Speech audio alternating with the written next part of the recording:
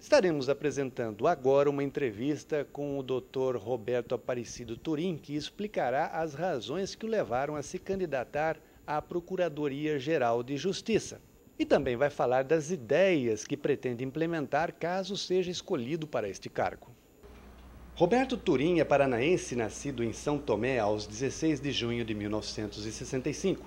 Filho de família humilde, seu pai, homem de poucas letras, foi durante toda a vida trabalhador da construção civil e sua mãe professora primária. Tem 3 irmãos, é casado com Rosângela Mor e possui 3 filhos. Turim sempre trabalhou. Já foi balconista de mercado e de farmácia, entregador, servente de pedreiro, bancário, servidor da Justiça Estadual e Federal. Em 1992, formou-se em Direito pela Universidade Federal de Mato Grosso e já no ano seguinte ingressou no Ministério Público. Atuou como promotor de justiça nas comarcas de Araputanga, Quatro Marcos, Nova Chavantina, Água Boa, Cáceres, Várzea Grande e no ano de 1998 foi promovido para a comarca de Cuiabá, ficando à frente da Promotoria de Justiça Civil e mais tarde na Promotoria da Defesa do Patrimônio Público e da Probidade Administrativa. Foi também integrante do GAECO nos anos de 1999 e 2002. E desde 2007 está na Corregedoria Geral do Ministério Público como promotor auxiliar. Com uma personalidade marcada pela dedicação ao trabalho e aos estudos, pela coragem e o comprometimento com causas de interesse da sociedade, Roberto Turim ganhou ao longo da vida o respeito de todos e fez amigos e admiradores. Eu conheço Turim desde a época da Universidade Federal. Nós fazíamos o curso de Direito e mesmo o Turim acumulando o cargo de oficial de justiça, sempre foi muito dedicado, estudioso, e participativo na vida acadêmica.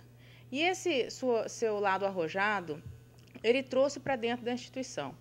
O Turim é um promotor extremamente arrojado, com posturas firmes, e isso nós podemos perceber ao longo de toda a sua carreira. Ele já atuou na área criminal, na área civil, na infância, na família, mas o seu papel mais destacado, sem dúvida nenhuma, foi na defesa da probidade administrativa. Conheço o Turim desde seu ingresso no Ministério Público. Ele assumiu a comarca de Araputanga. Eu também fui promotor naquela região, então pude acompanhar o seu trabalho desde o início da sua carreira no Ministério Público. Já na capital do estado, em Cuiabá, o Turim foi para a Promotoria de Improbidade Administrativa, justo num período em que eu estava como Procurador-Geral de Justiça. E fizemos um trabalho conjunto, Promotoria e Procuradoria-Geral de Justiça, no combate à improbidade administrativa.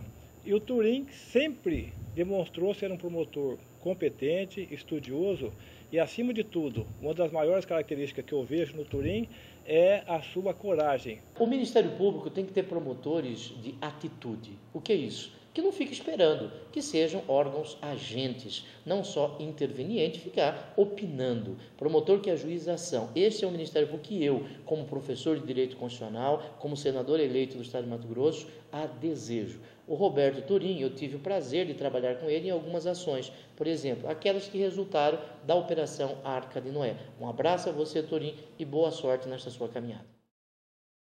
Dr. Roberto Turim, por que o senhor resolveu se candidatar a Procurador-Geral de Justiça? Eu sinto a necessidade no nosso Ministério Público de um Procurador-Geral de Justiça que seja o fomentador e também o incentivador das ações do Ministério Público. Nós temos um leque enorme de ações e o Ministério Público é uma instituição que a todo momento é cobrada pela sociedade, já que ele é o defensor dela, e os promotores de justiça tomam inúmeras decisões e tocam inúmeros projetos e ações, e se percebe que falta nesse momento a figura política do Procurador-Geral de Justiça, de ser aquele responsável pela instituição que fomenta essas atitudes, que provoca as ações nesse sentido, que chama a instituição ao debate com a sociedade, com as autoridades e dá aos promotores um rumo, um norte de trabalho. E, além disso, acompanha, fiscaliza e cobra o cumprimento dessas metas de trabalho. O senhor se notabilizou pelo combate à improbidade administrativa e os crimes da administração pública. O senhor acredita que essa é a prioridade? Sem dúvida, o combate aos crimes contra a administração pública e a defesa da probidade administrativa devem ser prioridade do Ministério Público. Eu realmente trabalhei muitos anos numa promotoria de justiça especializada na defesa da probidade administrativa. E sei o quão árduo e difícil é esse trabalho, o quão difícil é alcançar resultados desse trabalho.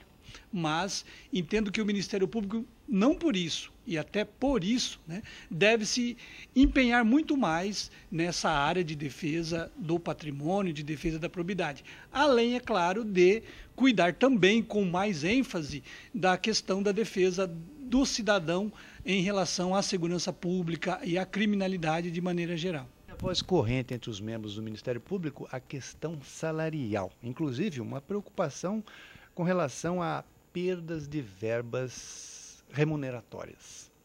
Como é que o senhor pretende enfrentar esse problema?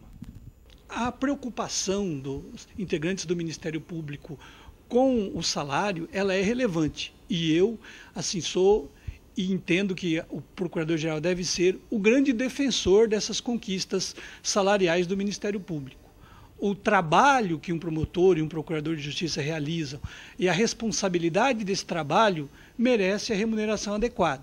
Então, é trabalhar para defender a manutenção das verbas que nós atualmente recebemos e, eventualmente, se ocorra a perda dessas verbas, buscar de imediato formas de reposição do poder aquisitivo dos integrantes do Ministério Público. Eu acho que isso é, sim, não uma promessa, é realmente algo que o procurador de justiça deve ter em mente no seu cotidiano, no seu dia a dia. E as promotorias de justiça, em especial as do interior, elas mostram um déficit de profissionais com suporte técnicos às iniciativas dos promotores. Com relação a essa questão, o que o senhor pretende fazer para resolver essa deficiência? Realmente, a questão do suporte técnico, da existência de um quadro especializado técnico para atender as demandas do Ministério Público é uma necessidade. Nós temos que nos programar para isso. Temos que melhorar a estrutura que existe na capital, que é insuficiente para atender toda a demanda, e começar a trabalhar, a programar questão orçamentária, financeira e tudo mais, para conseguir que haja esse quadro, pelo menos em núcleos regionais, para atender, então, a demanda regionalizada do Ministério Público. E as promotorias regionais que há muito tempo se cogita criar? O senhor pretende tirá-las finalmente do papel? Eu creio que já passou da hora de se colocar em prática essa ideia da regionalização. Até hoje muito se falou, mas ainda não se fez. E eu entendo que é sim, em virtude da grande extensão territorial do nosso estado, uma necessidade urgente que se regionalize determinadas ações do Ministério Público. Podemos começar a trabalhar por ações regionais integradas nas promotorias existentes e, ao final, chegar à criação de promotorias regionais na área da probidade administrativa, na área do meio ambiente. Eu creio que são pontos de atuação passíveis de regionalização. Vamos ouvir agora algumas opiniões das pessoas do que elas esperam do Ministério Público. Primeiramente, eu acho que eu idealizo um Ministério Público estadual que não seja invisível aos olhos da sociedade, como está no momento. Idealizo um ministério mais participativo, mais dialogante com os movimentos sociais, para que essa sociedade realmente consiga ter o Ministério Público como aliada dos seus sonhos na construção das políticas públicas. O Ministério Público tem que ser independente e tem que mostrar a cara para a sociedade. Não é pirotecnia, não é buscar os holofotes, mas não pode ser um Ministério Público escondido, porque o Ministério Público precisa do apoio da sociedade para fazer certos enfrentamentos. O Ministério Público precisa do apoio da mídia para fazer certos enfrentamentos. Se for ficar amorfo ou omisso e não mostrar esta cara e não tiver este apoio amplo, não pode fazer aquilo que a sociedade busca e precisa do Ministério Público. E agora, doutor Roberto, depois de ouvir essas opiniões, o que o senhor tem a dizer? Olha, inicialmente eu quero registrar que fico muito satisfeito com as opiniões colhidas. Elas demonstram que a sociedade realmente quer um Ministério Público com mais atitude, um Ministério Público que haja com firmeza na defesa dos interesses sociais e individuais indisponíveis. Então, o Ministério Público precisa interagir com a sociedade. E aí, nesse sentido é que vem as falas das pessoas ouvidas, e é nesse sentido que eu pretendo colocar o Ministério Público de Mato Grosso à disposição dessa sociedade como Procurador-Geral de Justiça. O plano de trabalho anual do Ministério Público tem se revelado uma peça quase decorativa. O senhor pretende manter esse planejamento estratégico? Eu acho que o planejamento estratégico é vital para qualquer instituição. O que ocorre é que muitas vezes, por falta de liderança, por falta de atitude, talvez do próprio Procurador-Geral de Justiça, são colocadas num planejamento estratégico, num plano de atuação, metas não factíveis ou metas que não condizem com a realidade das promotorias de justiça.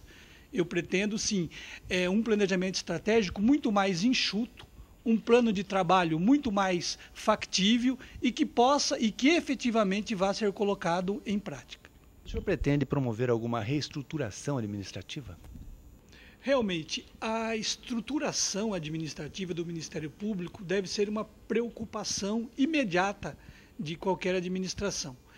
Eu vejo que todas as promotorias de justiça têm que contar com aquela estrutura mínima de trabalho, ou seja, um agente administrativo, um oficial de diligência, um assistente ministerial, além dos serviços terceirizados de recepção, telefonia, segurança. Eu entendo também, diferentemente da atual administração, que esse quadro mínimo ele deve ser colocado por promotoria e não por promotor de justiça. Então, onde o promotor de justiça responde por mais de uma promotoria, cada promotoria tem que ter a sua equipe mínima de trabalho, que é esse mínimo. Nós devemos trabalhar também para, aqui na capital, reestruturar a administração superior, no sentido de que as demandas administrativas dos promotores sejam eficientemente atendidas, fixando inclusive prazo de resposta para essas demandas. O senhor que já foi integrante do GAECO, tem alguma proposta para esse grupo? Sim, eu me orgulho muito de ter sido um dos integrantes do GAECO. Eu acho que esse grupo já prestou relevantes serviços ao Ministério Público e à sociedade de Mato Grosso. Como Procurador-Geral de Justiça, eu pretendo revitalizar o GAECO, melhorar a sua estrutura e também definir, juntamente com o GAECO e com os promotores de justiça, ações de real e efetivo combate ao crime organizado. Ações essas que vão ser realizadas pelo GAECO, mas dentro de um planejamento estratégico e coordenadas pelo Procurador-Geral de Justiça.